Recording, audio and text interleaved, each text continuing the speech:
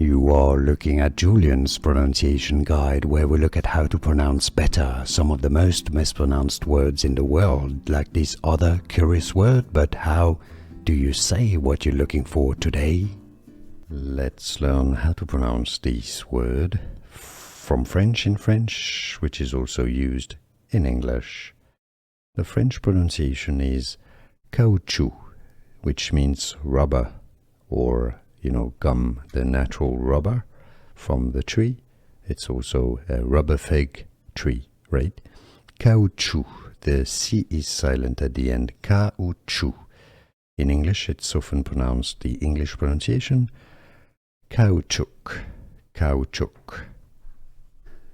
Here are more videos on how to pronounce more confusing words and names too many mispronounced. Like this video if you found it useful. I appreciate your support. I'll see you soon and thanks for watching.